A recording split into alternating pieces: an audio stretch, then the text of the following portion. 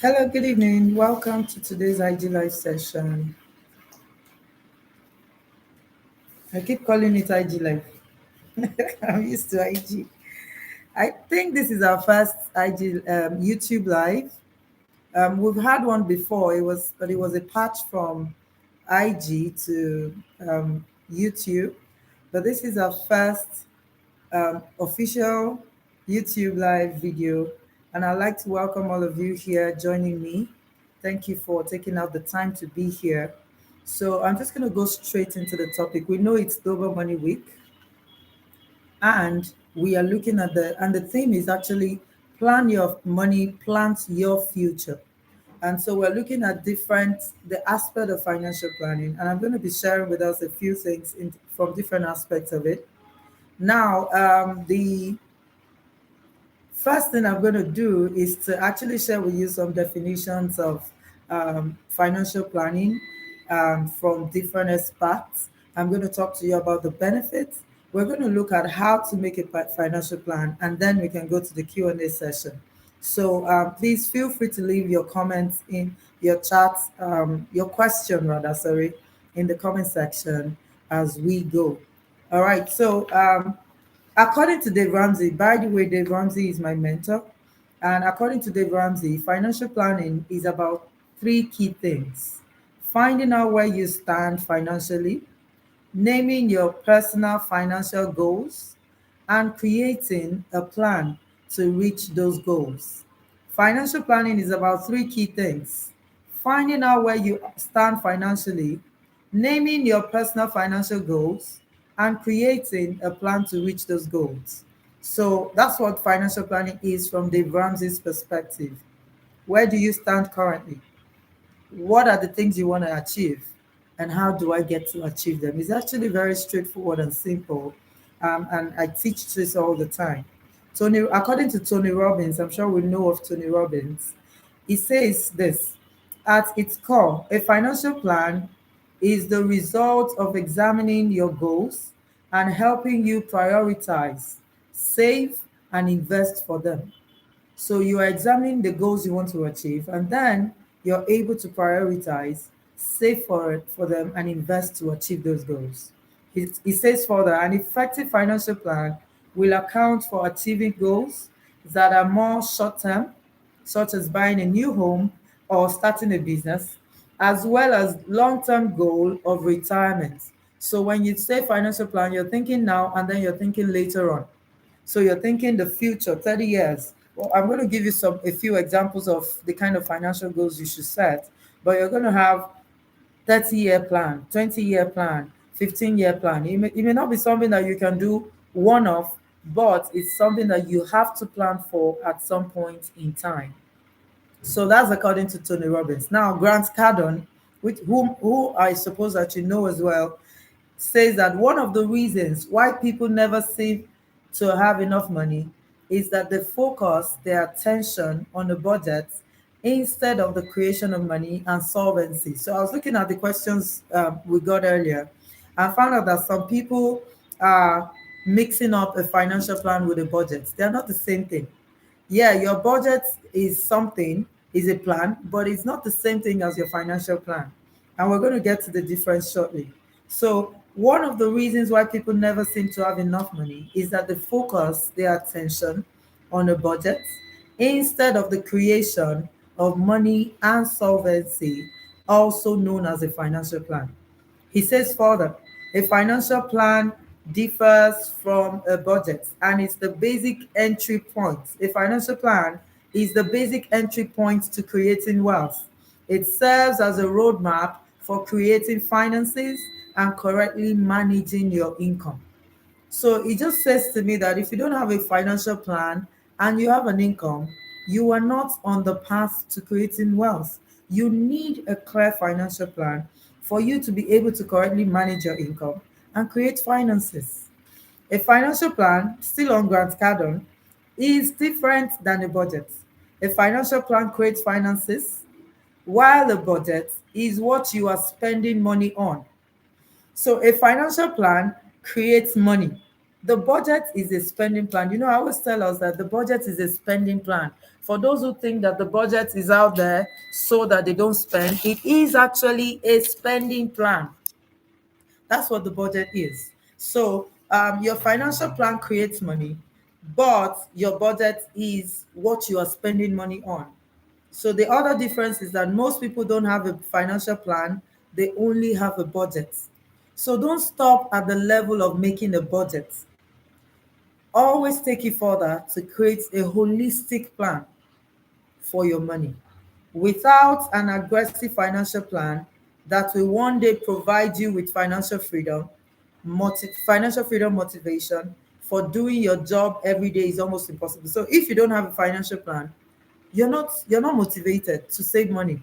I always say that the reason people struggle to save is because they don't have financial goals, they don't have targets, they don't have a plan that wants to create money for them. If you have that plan, if you have that goal and drive, you will make a budget and you stick to it. So if you are finding yourself not doing enough and or not excited about your work, you are missing a strong financial plan. Please, if you're here, I'd like you to introduce yourself in the comment section so that I can know you and meet you. Also, feel free to send in your questions as we keep the conversation going. Now, I have a lot of questions that were sent in earlier, and I'm going to address them. So, what is the benefit of personal financial planning? Number one is financial peace. It's top priority for me because when I think about the finances generally, one of the things that I know a lot of people struggle with is that they go through a lot of stress financially. And I always say that you don't have to be stressed out financially. All you need to do is to plan. So one of the benefits of financial planning is financial peace, achieve financial goals. That's the second benefit. When you have a clear plan, you are working towards something. Your plan could be towards wealth creation. Your plan could be towards your retirement. It could be towards the education of the children or your own personal education, something you have ahead of you. But for you to achieve them, you need a financial plan. Start your journey to wealth building. When you create a financial plan, you will start your journey to wealth building. Now, wealth building takes time, it takes a process. So, with a clear financial plan, you will stay on track. A financial plan is like a vision, your financial vision, a destination, something you want to achieve in the future. Now, what the one thing that I know vision does is that it brings clarity. For example, with what I do, I could have done a lot of things that could have brought me money faster.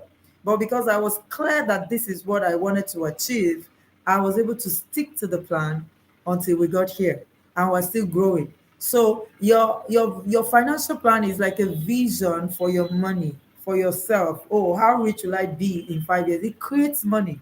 That's what the financial plan does. So you begin that journey to wealth building really when you create a financial plan. And it brings clarity, and clarity fosters focus and discipline. When you are clear that this is what I want to achieve, then you are disciplined, then you are focused on your goals. It's very hard for someone to bounce you off. If you know that I'm going to Lagos, it's not likely for somebody to convince you to go to Kaduna. It's not likely for someone to convince you because you know that Lagos is the destination. That's where I'm going. This is the route. You can't tell me to board a flight that is facing Kaduna. It's not going to work. So you need to have a clear financial plan, and those are some of the benefits of having a financial plan. Now, what types of financial plans do you have? I mentioned some earlier. Retirement plan is one of them. Your wealth creation plan is one of them. Your education plan is one of them, either for you or for your children. Your family plan. For example, I had a client in the bank at the time who was already saving for his children. He was not even married. I didn't even know him with any relationship, but he was always saving money for his children. And he told me these funds are for the kids. So a financial plan can cover all aspects of your life, whatever you want to achieve in the future. I'm going to get married in 3 years. Oh, let's start working towards it. A lot of people feel like those things are emergencies, but they're not. They're things that we should plan for. All right. So, what should be in my financial plan? In case you have that as your question, I've seen a question here that asks, that is directed towards that. It says, what should be my financial plan? Clearly state your financial goals, your money goals. This is what I want to achieve. This is how much I need. Remember the theme for this year's Global Money Week says, plan your money, plant your future. So it's like a seed into your future. So what are the amounts of money, or what figure, when you think 5 years time financially, how much do you think you're worth? A financial plan clearly states that. It doesn't mean you have it now, it is a plan, right? And if we fail to plan, we plan to fail. So why would I not just plan? Even if I eventually don't hit it, I will still plan anyways, because I'm better off than the person who didn't plan.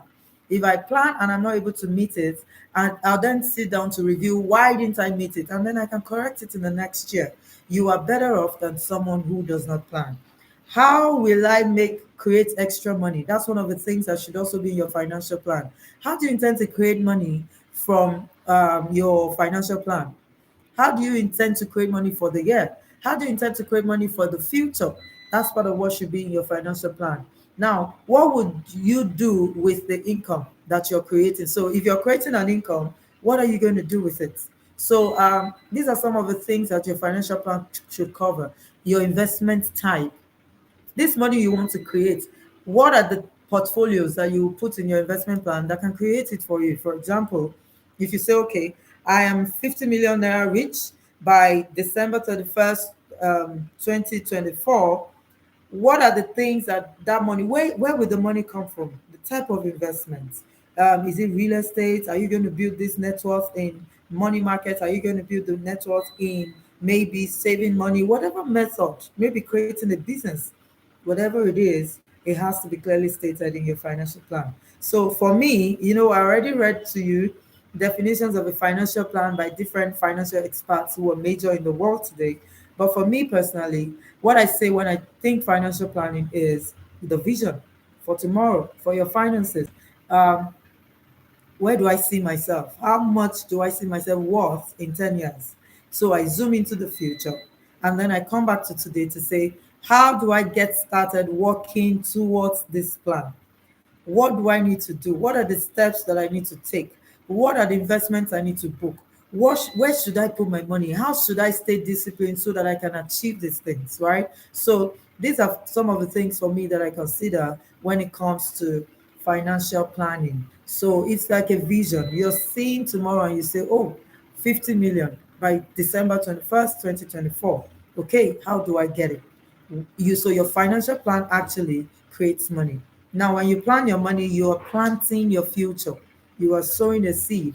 So I like to encourage you, if you're on this side, YouTube live, I keep saying IG, please make sure that you get started with your financial plan. Now, this is a Q&A show, so I'm just going to go straight to the Q&A. We have some questions already here to kickstart the conversation. Please do send in your questions and we'll take them. All right, so the first question I have here is, what does it mean to create a personal budget? Well, it simply means telling your money what to do. When you have an income, if you don't tell it what to do, you will always be wondering where it went. So if you've ever asked yourself, okay, what did I do with that money, or where did all my money go? How did all my money finish? Well, it's because you didn't make a budget. So a budget is simply a spending plan. How will I spend this 1 million that just came in? Most of the time, I encourage you to plan, particularly if you're a salary earner listening to me, always plan your budget ahead before salary comes. In fact, in our group, we encourage people to start their financial plans at the end of the month, not for the income of that month, for the next month. First of the month, we're already talking to you about it. So, to create a personal budget is to tell your money what you want it to achieve for you per that time. For some persons, it's a business income. It just comes in you unexpected. Maybe you didn't even know where it was going to come from, but you have it. You should have a budget of what you want to do. So it's simply a spending plan. And to create a personal budget is to tell your money what to do.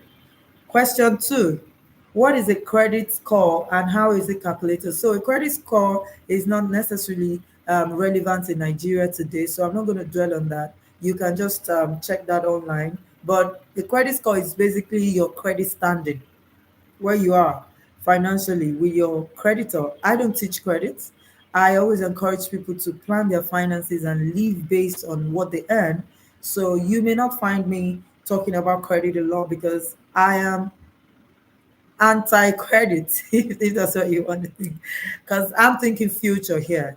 In the next 5 years, we're going to have the entire country littered with credit. So my goal is to empower you and equip you to be able to live a life free of credit, because I've seen credit do damage to people. So yes, you can take credit if you want and for whatever need you have, but it's not the best route to go, particularly if you have an income.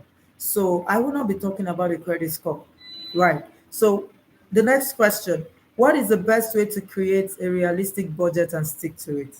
The best way to create a realistic budget is to take a pen and paper and write down the things that are your main targets for the month.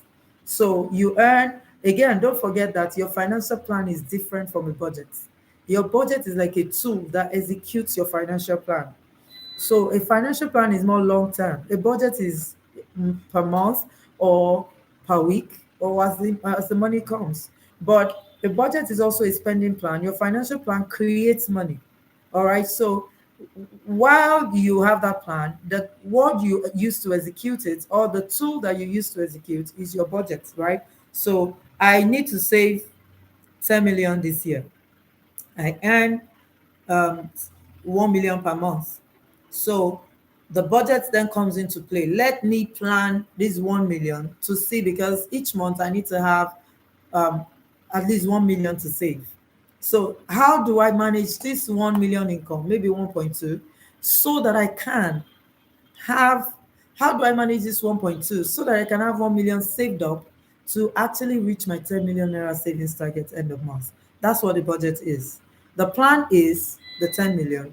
The budget is how do I spend the 1.2 million so that I can leave 1 million to save it up for my financial plan. So a realistic budget is realizing that, okay, I have needs, I have this, I have bills, I have responsibilities, particularly in Africa. People take care of siblings to the fault. Maybe sometimes you're paying for your cousins or your niece or your nephew or something, and that's fine, but you have to do with a plan. So a realistic budget is, this is how much comes in, this is how much I can spend, this is how much I can save.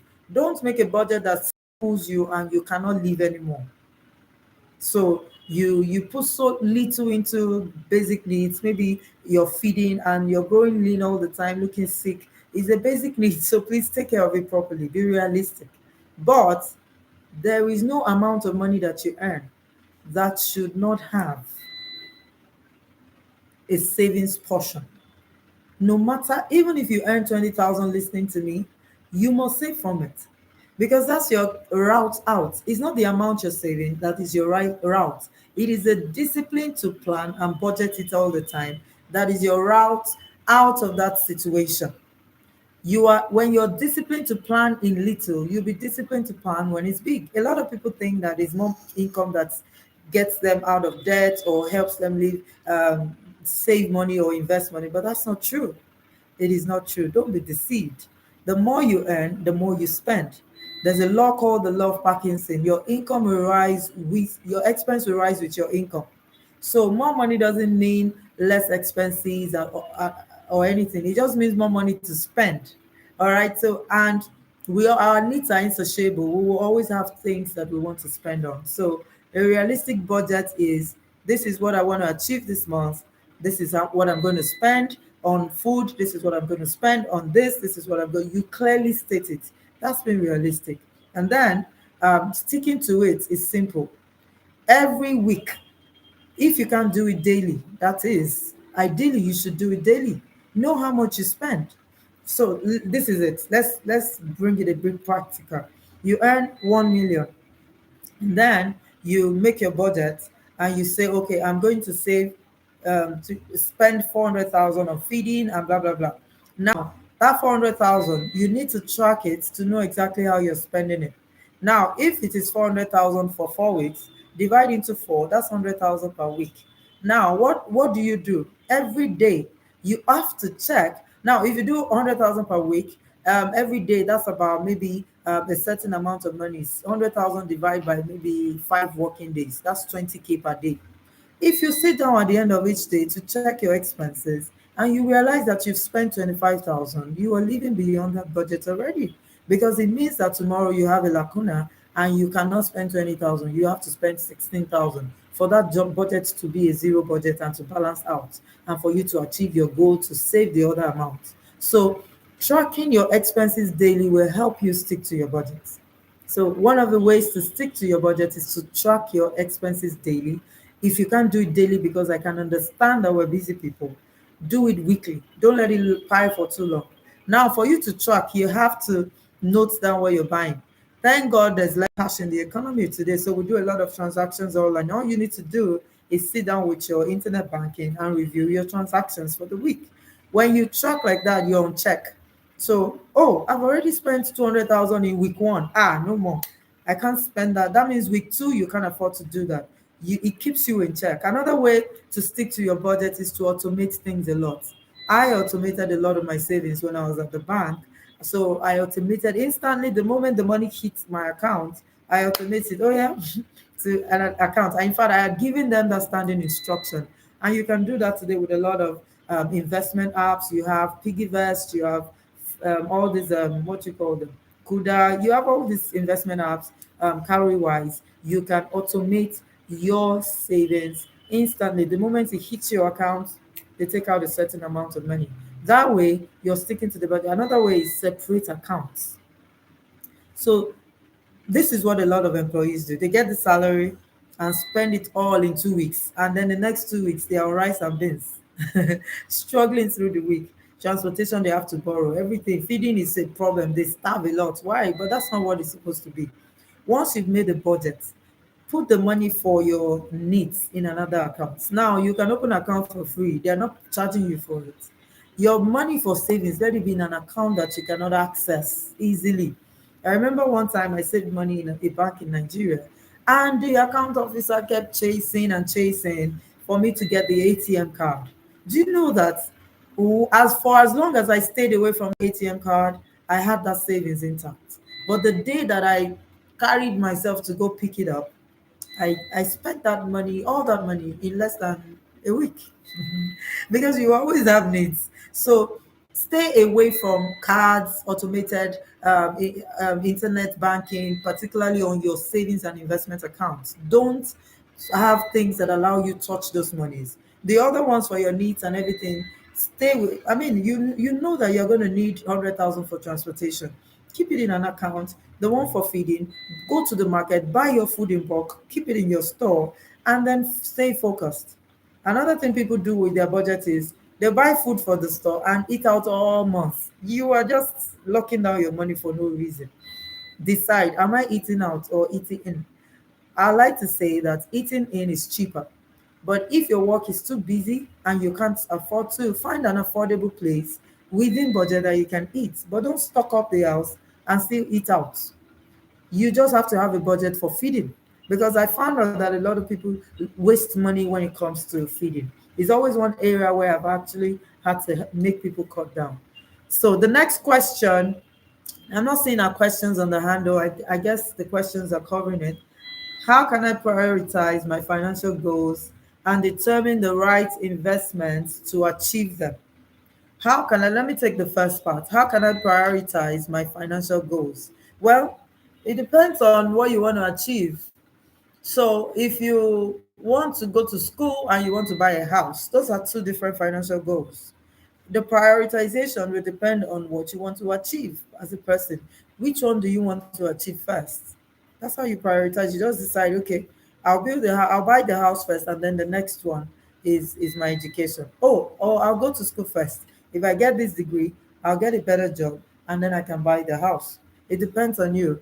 And then determine the right and how do I determine the right investment, sorry, to achieve that? Well, the investment you decide on will depend on the goal as well. So if it is education, when is it?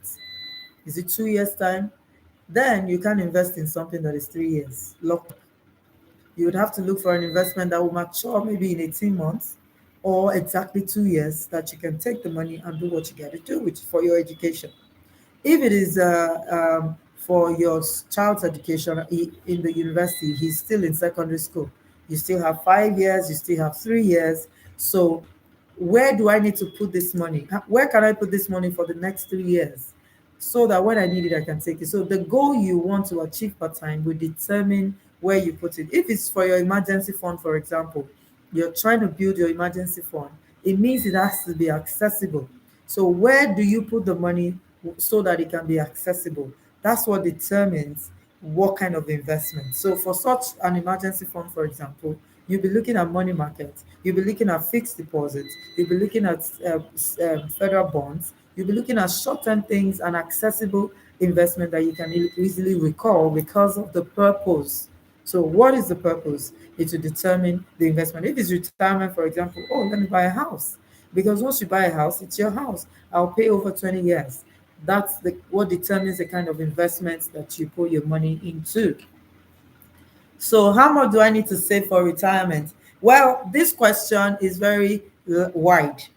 How much do you need to save for investment will depend on where you currently are financially. If, for example, you're listening to me or watching and you are above 40 and you probably worked for over 15 years, um, you don't have as much time as a teenager who is probably watching and just got a first job. So the amount you save for retirement will depend on where you are. Because I always, when I get to speak with people from schools, young people who are still in the university or they're still in secondary school, I tell them that their superpower is time. They don't have to stress about money. Really, when we start, if we start early, we don't have to stress out about money in the future because you just need to do 10% of your income consistently over 20 years of work and you'll be rich. You'll be rich. But a lot of us don't start on time. So, depending on again where you are financially, if you're 50, you're watching, you can't say that the amount you save will be for someone like me who is in her 40s. You can't say that the amount you save will be for someone who is in her 20s. So, it depends on where you are financially, what time you're waking up. A lot of us, we slept on our finances for a long time. So, we just wake up after 8 years and we want to correct something. It's fine. But for people like us, you will need to stretch it a bit. You will need to stretch it like sacrifice. That's what I mean. So I remember a colleague of mine, he had a target. He saved 50 to 60% every month to reach his target because he didn't have as much time as a new entry person. He was in his 10th year at work. He needed to achieve something. So the percentage that you save depends on where you are financially, right? So and when you're starting. If you're young, you're in your 20s, oh, why not? Do 20% per month and you're fine. But if you're in your 40s and 50s, you need to stretch it a bit. So that's what will determine the amount that you save for retirement. Don't forget that we also have a retirement savings account in Nigeria, and there's a percentage you save, there's a percentage your employer saves. So those amounts are also invested, and it's also a good option to save for retirement. What are the most important steps to take when preparing for retirement? So I would say if you're an employee, start with your RSA. Start with your RSA, your retirement savings account. Start with that. It's a good step in the right direction. So don't spend it all now. Just keep setting. I have my RSA and I'm always amazed when they send me the balance there, even though I'm no longer in structured employment. But I have the money there. The returns are good. So start with your RSA. Is one of the things you should make sure you're doing. And then, do you know there's voluntary contribution? For that RSA, you can decide that I want to save extra than the government requires me to save. Yeah, so you can do that. Also, remember that there's a limit you can take when it comes to retirement savings account. So have another pocket. The first step, another step is what do I want to retire to? I remember having a conference on one time and the guest asked this question. So, what are your retirement plans? Someone say, "Oh, I want to retire to real estate. Just have a lot of houses. People are paying me rent and all that." That's nice. However, when he asked the next question, he was quiet for a long time because it just occurred to him that, whoa, whoa, whoa, wait a minute. I want to retire to real estate, but I haven't even bought my first land. And I've been working for maybe 8 years or 9 years. So you're not really planning that retirement. You're just wishing. And if wishes were horses, beggars will ride. All right. So don't. A great step towards planning for retirement is to determine what you want to retire to, what you see. That's part of what we said earlier about financial planning. What's the vision? For somebody, it might be to have like a multinational business. So you start from now to build it. I'm putting all the work. I'm putting all and make all the sacrifices. You're working at it, you're not earning salary, but you keep doing it. You keep pushing. So it depends on what you want to retire to. But the first step is what is that thing? And then what do I need to do to get there? All right. So how can I manage my debt effectively and minimize interest payments? So well, um, the only way to minimize interest payment is to pay down your debt. Otherwise, if you still owe, you'll be charged. Yeah. So I always say that debt is not your friend. Debt is stressful. It's not a route you want to take to wealth building. Now, how is debt created? It is created when somebody has a need and the other person has the resources to meet that need. Now, what are the principles to wealth creation? Is for you to have some money and turn it over in an investment over a period of time. But what a lot of us do is we take the money that should create wealth for us, that we should invest, we take it, we spend it ahead of time by borrowing it. So you've not earned it, but you're taking the loan. And now you take that loan and you start to pay interest on it. You're taking money from your future. So I don't advise that at all. I always discourage it. I don't know the day that I'm going to say I'm for credit. Even in business situations, when people say, oh, there are good debts and there are bad debts, and I've read all those things, trust me. There are good debts and bad debts, no doubt. But there's a timing to when to get credit as well. Even in the case of a good debt, there's a timing to it. You don't just go and get that because there's a need. There is a timing that you get credit. So please, if you're in debt, just pay down. That is the focus. Work towards pay down. That debt is keeping you poor. Do you know that if you borrow a certain amount of money at the very high rates that we have today, those loan companies are doubling their returns in 1.5 years. They are making double the money they borrowed you. If you borrow at 60%, it's less than 2 years. They have doubled the money. If you borrow 1 million, they've doubled it in less than 2 years. If you borrow 10 million, they've doubled it in less than 2 years. That's how they make their money. So you're supposed to create wealth using your income. Why are you giving it to them in interest? So all you need to do is to build discipline financially. Set some portion of the key to wealth building is to set a portion of your current income aside consistently over a period of time. So you set 10,000 aside, you set 20,000 aside. I was saying it today. I was watching one of our past YouTube video, sorry, TV recording, and I saw that something that I said that I want to reiterate here. 50,000 naira alone invested consistently over a period of time, say 30 years, is hundreds of millions. If you get an investment, say stock market, where you can turn it over at 30% per annum, is a lot of money in 30 years. It looks small now, but you have worked 10 years. You didn't know. I mean, it felt like you started working yesterday. You've already done 10 years. So usually we underestimate the power of our income. And I always tell employees, your salary is your superpower. Why? It's consistent. Businesses don't even have that consistency at the beginning. They have to do a lot of things to survive. You have that from your first month, whether the business makes profit or not. They've already entered a contract with you. So why won't you create wealth? You have everything that it takes. So don't look at debt at all. Be disciplined. Structure your finance. You know, debt is instant gratification, and that's counter wealth creation skills or wealth creation principles. Wealth creation principle says delayed gratification. So every time you go borrow money, you are gratifying an instant desire. And so you are on the opposite side of the laws of money. You cannot build wealth being against the principles of wealth. It's not possible. You have to apply those principles. And that's why I always say that all these quick loan companies, they are out to impoverish people, not necessarily to enrich them. Yeah, they tell you do your masters on a credit. Why would I do it on a credit when I have an income? If you're giving me loan based on the salary I earn, because you know that you will take back the loan, why do you want to give me loan? I will look for a university where I can pay monthly rather than take a loan. I'll take a university that I can pay monthly because they exist nowadays. So trust me, that is not the route. It's not the route because you only gratify something today. As a Kenneth Copeland, he said that debt is what you do today to enjoy today at the expense of tomorrow. Why would you want to do that when you can actually discipline yourself, use your income, and gradually build wealth? So, please, the only step, most important step, or debt management skill is pay down.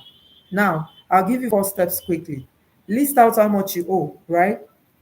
How much you owe in terms of your debt, list it out. It's good to know where you are. If you don't know where you are, you can't get to any other place. You can't move further. So, where are you right now without debt? List it all out. And one of the reasons you got into debt is lack of financial planning. Because when you have a clear financial plan, your goals are top of mind. Nothing distracts you. A lot of people, I always say that once you get a job, you must create a financial plan, something that guides you. And that's why I always applaud young ladies who get a job and they join our group because we will create your financial plan with you. And then you can start working towards something from your first salary. That really excites me when they get a job and they just join in. People that are earning just normal amounts. That's what it should be, not when you've messed things up for 5 years or 6 years before you correct it. So don't get into debt. If you're in debt, list it out. How much do I owe? And then start ticking it off. Now, when you're in debt, you have to live on rice and beans for a long time. And when I say rice and beans, that means your minimal lifestyle, minimalistic lifestyle, right? Um, you for now, your only priority, in fact, your entire financial plan is debt freedom financial plan. I must come out of it because what debt does is to pull you back. It does not propel you forward in any way, it pulls you back. Anything you're using to money to buy that is not adding money to your pocket is bad debt. And bad debt will always bring bad experiences financially. That's the truth. So you need to, the only management principle, don't minimize interest, pay it off. So, question, I have another question here. It says, what should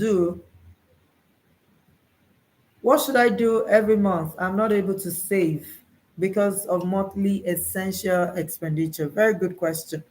So a lot of times we have bills bigger than our income. It means you can't afford it yet. I always say it, the way I say it, it sounds very hard, but it's hard truth. It's the truth. If you live beyond your income, you cannot create wealth.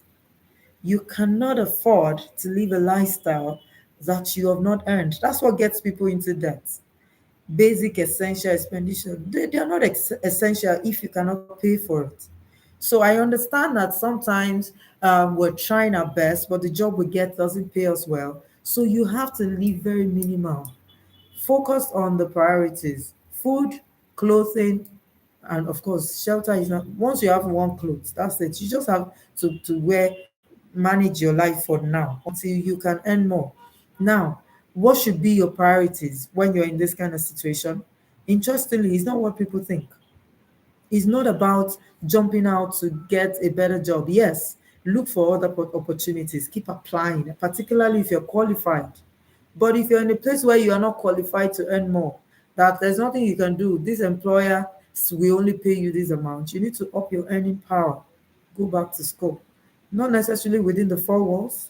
Go back and take a course, go back and take a certification, upgrade, keep learning, upgrade. Sometimes there are free courses online.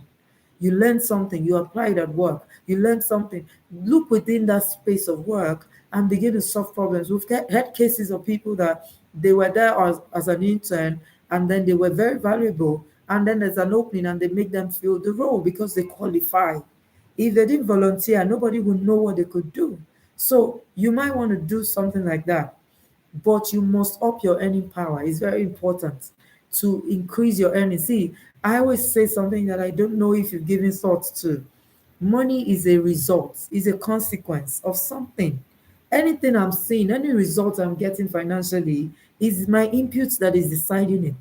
So maybe I need to work on my inputs, right?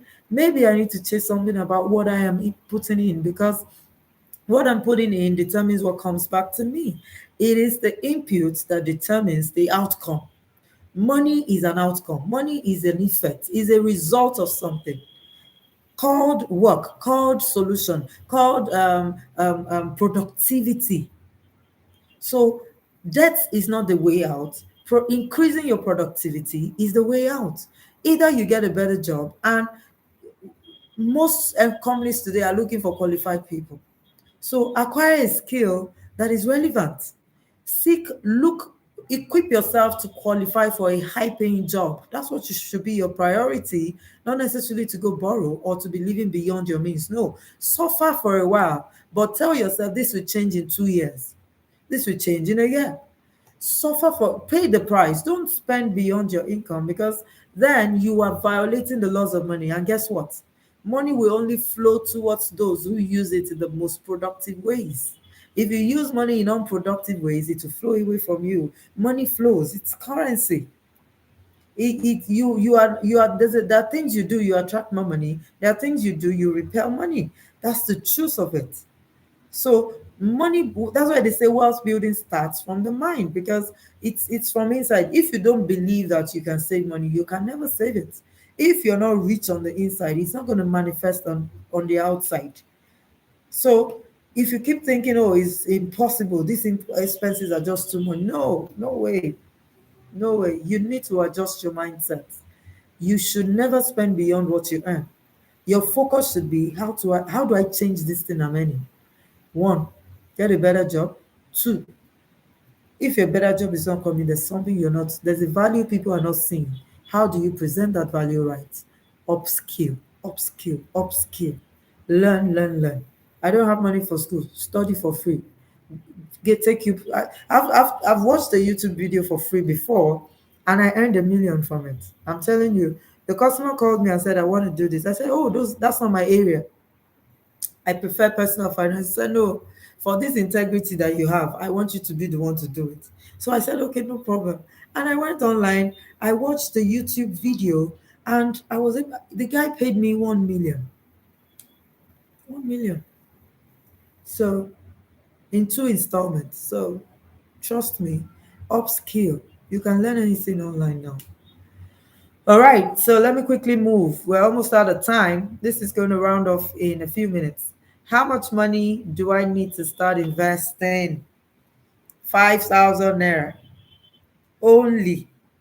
So if you're watching and your income is low, start with 5,000. The question is, can you afford it?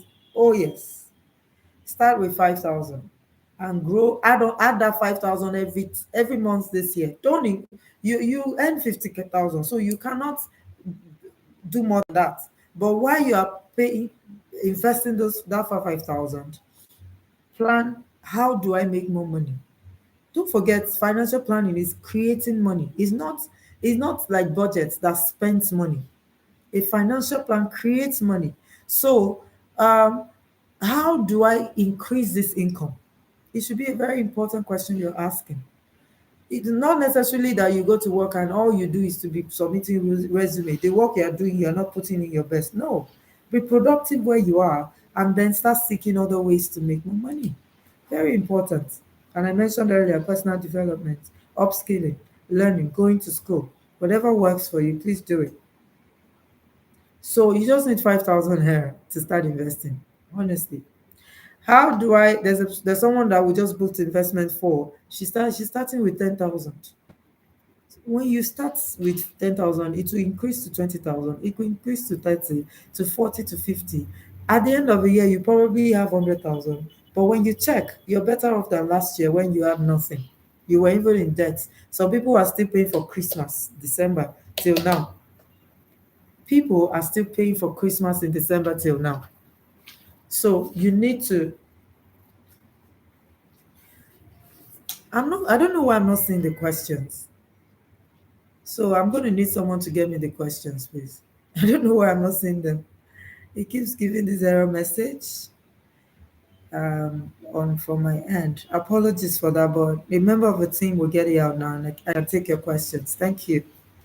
All right, so um, how do I begin to invest my money and build assets as a salary earner? Oh, it's simple. Come to MoneyWise for advice. We will help you get clarity as to what you want to achieve, and then we will propose some investment options for you, and then you get started. So we don't always say, do this, do this. We find out what do you want to achieve? Where do you see yourself in 5 years' time? So we create basically a simple financial plan that you can run with for the year, and then you get started. So that's how you begin investing and build assets from your very first income. From this month now, you can start. Just send us a message and we'll guide you on what to do. Even though you have to join our paid group and it's very affordable. Yeah, it's an annual fee, very affordable for any employee. We have members of the group who even pay based on what they can afford per time because they just started working and so they don't have savings. And we have these concessions, but you have to be within the group so that we can give you a proper guide. How do I tackle impulse buying? So, when you're an impulsive spender, there are two things. It may be three, maybe more, but let me just say two things. Number one thing is you compare yourself a lot with other people. So you there's a particular thing going on with social media age. So you really need to be careful not to compare yourself with others online or anything. So I remember a mentor sharing how that they will go shopping in Dubai and they see Nigerians actually stand by other people's shopping carts and then they just take pictures of other people's shopping trolley and post them online and you are sitting in your house saying, hey, my life, see my life up outside, see this girl, she just went to do this. So and you're an impulsive buyer, you're probably suffering from or you're struggling with comparison. Now also impulsive buyers could have inferiority complex. So I remember when I was in school I had a lot of breakouts on my face. Honestly, if they told me that my face would be this smooth, I couldn't believe it. I battled with big pimples, and so that made me go through a lot of inferiority complex. Now, what happened? I'm trying to link it to money. What happened? When my dad gave me my monthly stipend at the time, I spent all of it on body products. Now, did it solve the problem? No. What happened? It created a problem for me because I would then be in school and be hungry and suffering. After some time, I would need to beg my dad. Sometimes I had to lie just to get money from him because I was suffering. because I was trying to gratify or satisfy a need that is a mindset thing externally. So we think it's when we wear the shoes, we look like it. When I buy the bag, then I'm fitting in. When I go for the wedding and buy the ashwabi, that's what makes me who I am. But really, really, really, that's not what defines us because I did that for so many years. The pimples didn't go on their own now. They go. They don't come like that anymore. So we really need to deal with some things internally. So impulsive buyers have a lot of issues going on, and a lot of discipline has to go into. You have to a lot of learning has to happen for you to re-engineer your mindset regarding how wealth is created, what success really is. So it's not something that you just let go like that. You need to put yourself within a system that constantly checks you. So I recommend that you join our Employed and Rich coaching group. It's quite affordable. If you send us a message, we'll provide you all the details you need. But you cannot solve an internal problem externally.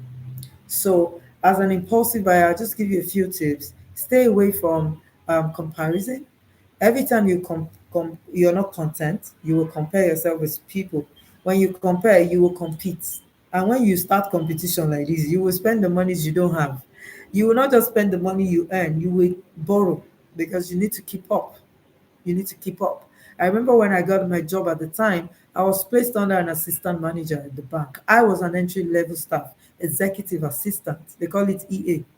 This person was already an AM. Let me count: EA, SEA, ABO, BO. Um, After BO, you have AM. That's like five levels different. And at the time, promotion happened every year. So let's give you 5 years. So she's way ahead of me. I just came in, but I loved her suits. My God. See, you won't see her kind of suits in the city, not just in the bank, in the entire city. There's no, they're not two. So I wanted that kind of life. And of course, I entered into that terrain and I suffered for it. I would buy one suit she wore at the time, this was 2006, was 60,000, 70,000, 120,000, and I would be buying it at as an executive assistant earning 90,000. So from my 1 month salary, I can't even pay for the suits I bought because when she shops, she buy for me three of them and sometimes two sometimes. I was living beyond my means. I was an impulsive buyer. I remember at the time, excuse me, when I wanted to buy shoes, I'll buy them in maybe 4 pairs of shoes.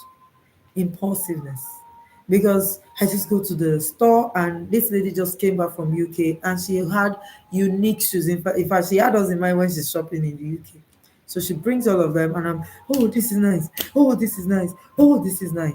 I didn't used to make a budget. I had no financial plan. Nothing was driving me. So I would make wrong choices. You'll be an impulsive buyer if you don't have a clear financial plan. And you also need support. Let me tell you something about financial habits, financial challenges. They are mostly habits, and habits don't change suddenly. Most of the habits we have, we built it over the years, right? So you can't just change a habit. That's why they tell you to do something repeatedly every day for 21 days. And that's even hard to do for people who don't have a culture of it. So when you put yourself within a system that checks you, there's a daily post, there's a newsletter, there's a social media post, there's a coaching session one-on-one. When you put yourself within such a system, that mindset, that habit begins to leave you gradually because somebody is telling you make a budget, someone is telling you save money. If you stay within that system, and that's why we changed our group coaching program from quarterly to minimum 6 months, and then in fact we do 1 year. Most of the time I don't even tell people 6 months. Excuse me, because it takes a while for you to change habits like that. Is so financial problems are 80% habits and 20% knowledge. Don't you know you should save? Don't you know you should invest? Don't you know you should track your expenses? You've heard it all. You've seen it all. I mean, I'm not the first person you're listening to on this matter. You've heard everything, but do you do it? No, you don't, because it's more about behavior, habits. So, and you don't just change your habits. You put yourself within a system, and that's why I always encourage people to register for a group coaching program. All right, so plan your money, plan your future. We're talking about financial planning today. So I'm going to take the questions that I have here. What kind of investment can you put 5,000? Oh, money markets. Just stand big. If you reach out to me, I'll send you the forms. You can get started immediately. It's not 5,000 you begin. So money market, let's start. If you have a consistent income, start with your 5,000. You will look back over this session and thank me. I'm telling you, because 5,000 every month throughout this year will bring you to 60,000. If you check last year, you didn't have 1,000, let alone 60,000. Give it to them, roll it over the next year. 60,000 becomes 120,000. It looks small, and that's apart from the interest, though. Is your own money, your own savings. It looks small, but give it the next third year, give it the fourth year. Your income will even increase from that 5,000. You'll be doing 10,000, you'll be doing 20,000. That's how wealth is built, please. A consistent amount invested over a period of time. A consistent amount, maybe 50,000. Consistently over 30 years, over 10 years, over 5 years, over 2 years. That's how wealth is created. I'm earning a little below minimum wage. How do I save considering that I have to pay rent and feed? You need to up your earning power. You need to earn more money. So I said financial planning is about creating money. So how do you intend to earn more money? See, money is a result. Don't look at what you earn first. Look at your capacity to earn. Money is an outcome. So, do you have capacity to earn more? Yes. If it is yes, oh, let's get you other jobs. Start applying, keep applying. You back it up with other things you're doing. Be more valuable at work. A lot of times we think it's about what we earn. We don't know it's about the perception. Perception. I always have a hard time explaining this to people because it doesn't seem real, but it's the truth. People don't pay you for certificates. People don't pay you. If you check at the risk of just letting out something, if you check the structure at my office, there are people that I pay more than other people. That's not because the other people don't do the work. See, it's a perception. You can do less and earn more. It's a perception. Now, what determines the price of a product is the buyer. Your employer determines your price, your salary. Why? Perception of the level of value you will bring. So, all that you're bringing. Trust me, I have promoted somebody at work in 3 months, less than 3 months. I promoted him. Why? I just saw the value. It was mind blowing. It was not common. Until today, it's still not common. He brought real value to me as an employer. So he didn't need to go and get a master's degree. I increased his salary. It's not about those things most of the time. It's the value you bring to the table. So if you're earning below minimum wage, you need to up your earning power. There's something wrong. You need to up your skills. Now, if you have the right certificate, then let's apply to the right places and keep pushing that effort. You will get the right job. See, I always say that people don't actually get valuable people don't actually look for jobs look for them. So why are you not that person? Go and work on yourself, please. It is an earning a capacity problem. It is not the money. Money is a consequence. Why should I pay you more than 30K if you're just a cleaner? Why should I pay you? But there are cleaners who are earning 500,000 because they work on an airline. The same job. What did they go to school of special cleaning? No. Value over the years. Why do they pay an accountant more than a gateman? Because I can easily replace the gateman. Anybody can be the gateman. It's not like he's carrying arm anyway. But can you easily replace an accountant? It's very hard. Very hard. I've been in recruitment multiple times. It's hard to get the right fit for your company. So perception. It's not about what you're earning. It's about the value you're bringing to the table. Money is an outcome of something. That's what you should focus on fixing. It's not the money. The money won't change. It's like me trying to change what's on this screen. Yeah, you're watching TV and you're scratching it, say change, change. No, there's a remote control that switches it. You input something and then it comes out. You say go to Netflix, it goes there. You don't just say scratch the face, except it's a touch screen anyway. But it's like your computer. You have to go back and to edit something before the output will be different. You need to go check your capacity. Your earning capacity is low. Considering the time value of money, is just saving money for over 10 years a good decision? Nope. Don't just save money for over 10 years. Inflation will catch up with it and finish it. Now, there are investments that you will do that inflation will still catch up, but they're better. The same amount will be worth less in a few. Yeah, you're right. So don't just save money. Why would you just save money? Saving money is a starting point. Saving money is seed. You need to plant the seed. When you plant the seed, you now get returns, harvest. So saving money is basic. It's just foundational. It's seed. Now there are things you must save for: your emergencies, your school fees, your rent. You can't really invest them for so long. You invest them for short term. So the return is not much because you want to secure the capital. But after securing some capital, after creating like a fallback back basket, yes, sorry, something that I can never lose my capital on a certain amount there, but then we now start taking some risks. So I'm not saying you don't take risks. You say you take risks, but calculated. And then there's a structure to it. You don't just go all out and go and put all your money in Bitcoin or Forex. And then you lose it all and you don't have any fallback. So there's a build up to investing. It starts from somewhere and then continues. The lady asking about, or the guy asking about 5,000. If you put the 5,000, after some time, you move to other kinds of investments. You're not going to stick with money markets all through. So I'm sure I've answered your question. I hope I answered your questions. Please let us know, and the team will bring it to me if you have further questions. By the way, I'd like to appreciate everyone who is here. Thank you for joining us. So I'm sure a lot of people will catch up afterwards as well. How do I begin? Okay, I already said that. How do I tackle impulse buying? You need to work from inside. It's not an external thing. There's something you're dealing with inside, and you think that buying all those things will solve it, but I'm telling you from experience, it's not solving it. You need to re-engineer your money mindset. You are you're going to be broke a lot of time for a long time if you stay with that mindset. So you really re-engineer your mindset. How much do I need to start a profitable investment as a salary earner?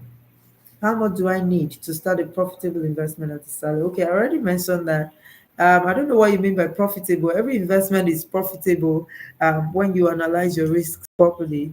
I'm sure you're looking for some heavy returns. Being it doesn't happen. Wealth building takes time. I'm going to say it to you. People know me for it. Wealth building takes time. It is a build up. If you're watching and you're just starting out, oh, kudos to you. You have a great opportunity to do something as much as possible. But because you see, if you invest 50,000 for 30 years before it becomes hundreds of millions, what if you're already 60 years old? That becomes an impossible. You won't even be able to enjoy the money eventually. So wealth building takes time. It takes time. So please, you need to start now. So profitability is a growing thing. As long as they say 10%, and you saw that your 5,000 naira brought 15 naira. It's working. Let me increase my 5,000 to 20,000. Oh, it's now 200 naira. Wow, it's working. Let me increase it to 200,000. Let me take it to 2 million. That's how investment it works, and that's how you create wealth. Now, when you get on the right side of money, I needed to say this because a lot of times when we say 100,000, 50,000, it sounds small. When you get on the right side of money, eventually you will attract bigger opportunities. You will. But money flows towards those who use it in the most productive way. More money will come. You'll be shocked that this lady or guy asking about 5,000. If you do 5,000 throughout this year, you will have more than the 60,000 that you should have had by end of year. Not from the interest, from other sources of income that you started to attract. Because now your world is open, your subconscious mind is open to the world of investing. There's something about your subconscious mind. It's like you when you wanted to buy that car, you just the moment you decided that that's the car I want to buy, you started to see it everywhere. And you're wondering, why is this car now so common? No, like people just bought it because you wanted to buy it. No, your subconscious mind just recognized the car. It's been there all the time, but you were not working towards it. You were not driven, no emotional attachment to it. So you didn't see it. The moment you have an emotional attachment to something, you will see it. So once you begin to save your 5,000, that's why we always say it's not about the amount, it's about the principle. Once you start with your 5,000, you begin to see opportunities for 500,000. You begin to see, in fact, you may have had those opportunities, but you didn't know they were opportunities to create wealth because you were not conscious of it. You were not even planning to create wealth. You thought that web creation was getting into hitting it big once. No, it doesn't happen. No. Go on. I research a lot, so I listen to stories of billionaires and read a lot about them. People that you see today and you think they were born with silver spoon or maybe diamond spoons, but really, really, really, they started on the streets like you and I, and they built something successful today. So you also can do that. So when you want to begin investing, don't start thinking profitability alone first. Think about the principle.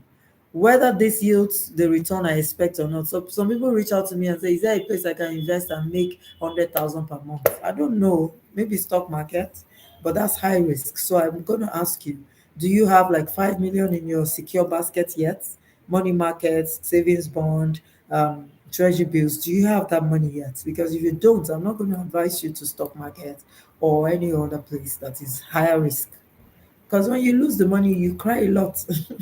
But if you have 5 million somewhere chilling, that you know that my 5 million, the inflation may have eaten from it, but it's still my 5 million, as against the one that doesn't come back to you anymore. So, how do I determine that an investment is the right investment to put my money in? It depends on your goal. Everything boils down to your goal. So, our investment portfolio will differ from person to person. I hope I don't have any other questions I'm not seeing, please, as we round off. So our investment portfolio will differ, right? What you want to achieve will differ from what I want to achieve. And so the kind of investments that I pick will be different from yours. So always go for consultation. Now, if you join in our own group, for example, and I'm not advocating that you join our group necessarily, like just selling it. No, I'm trying to paint a picture. In our own group, for example, we analyze your goals, we analyze your desires, your dreams. Where do you see yourself? It's the first course, goal setting. It's the first course you take. And then we determine what that goal is before we now start talking about what you should invest in. So it depends on what you want to achieve.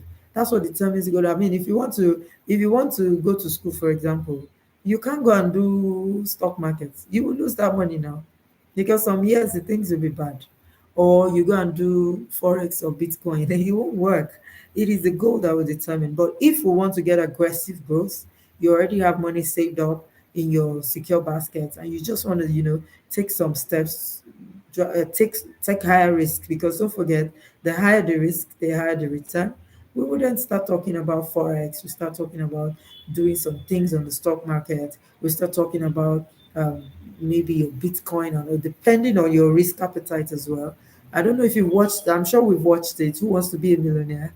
It's a great way to assess your risk appetite. If you're the one that always says at 250,000, walk away, walk away, then it means you have a very low risk appetite.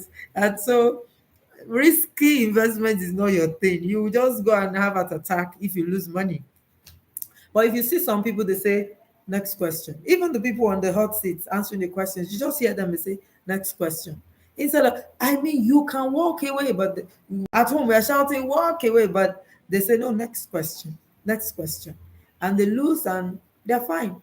They just go back to their minimum, their base figure and leave.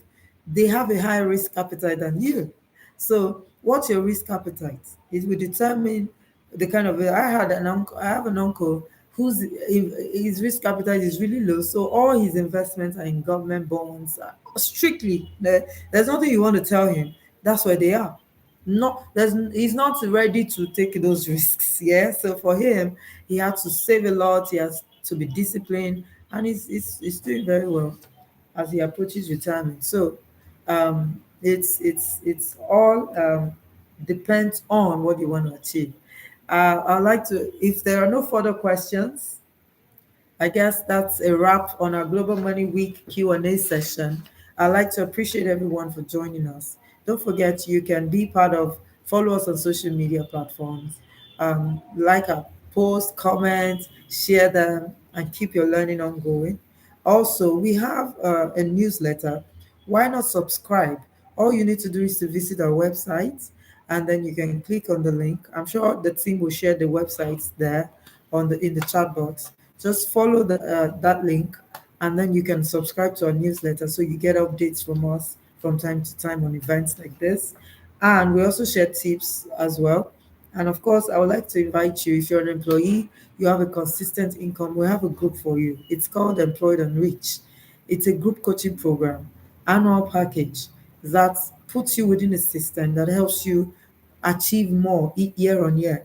So that's the drive. This year, the goal is to help you grow your net worth so that you don't earn it all and spend it all. Some people earn Their annual package is like 10, 20, 12, 20 million.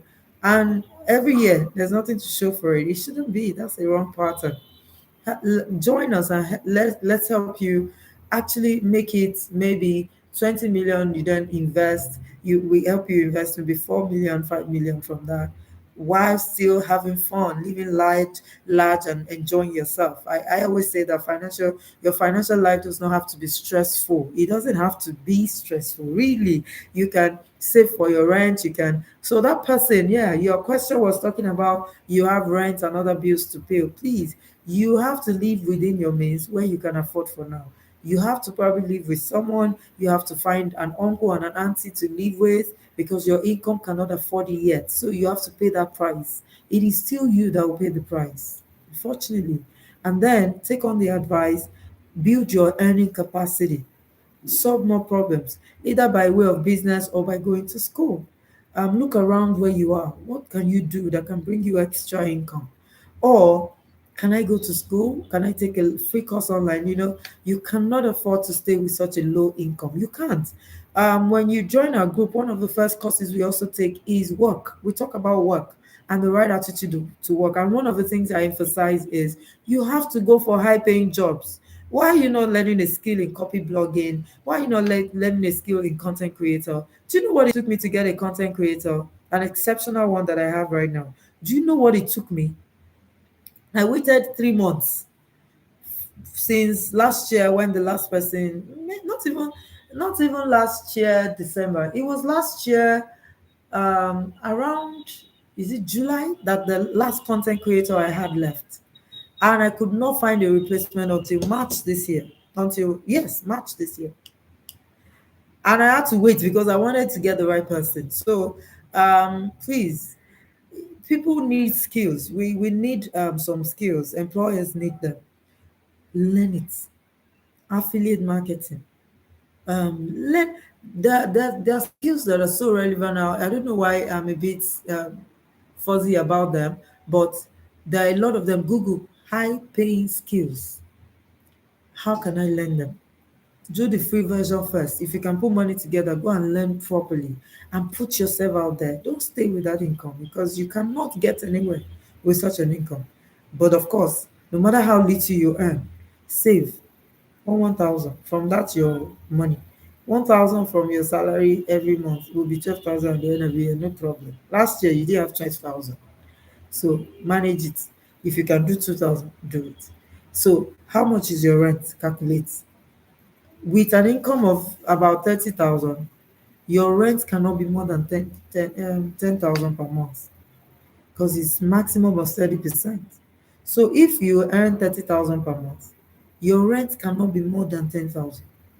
So if your rent is 10,000 times 12, that's 120K. You should be living in a house of 120K thereabouts. If you are living in a more expensive house, there's a problem. So find a place to share this bill, somebody to share this bill with or something, and make sure that your priority is on your savings and then upping your earning power. So instead of paying rent with that amount, use it to learn a skill. Don't give yourself the next 3 months and say, I need to learn something new. And then I'll start applying with that. If you already have the skill and it's a case of the Nigerian factor, no jobs out there, oh, keep applying while you make sure you're extremely valuable where you are. Because I always tell people, some people just tell me, I just resigned because the money is small. Why would you do that? It's inside your room that people will come and meet you and know you. That job exposes you to people. It exposes you to what I'm doing today. I learned, do you know most of the cases and examples I use in my trainings and everything? I learned it while I worked as a banker. I didn't know I would even talk about finance. So, but I was learning. So where you are today is a learning place. You don't work to earn, you work to learn, really. It is that learning that gives you the earning. So the question is, are you learning anything or you're grumbling there? You are complaining, you are angry with your boss because they pay you so low. Is that what you're doing or you're learning? Because if you're learning, it's only a matter of time before you start creating wealth. While you're there, save your 1,000, your 500. If it's colo, you put it inside, put it inside. Make sure you're practicing the principles of wealth creation. So thank you all so much. I can see a number of people still online with us. We've done over an hour or roughly an hour because we didn't start in time. Thank you so much for joining. We will put up this replay. You can share with your friends and family. And this is a wrap for the Global Money Week Q&A session. I'd like to appreciate everyone who joined in. Please subscribe to our channel so you can know about our upcoming events. Don't go without subscribing. Make sure you subscribe, and then we're going to do more of these things. We're just starting out, so it's a bit low, but we'll do more of these things, and then with consistency we know that there'll be a lot more to learn next time. Thank you so much. Until next time, bye for now.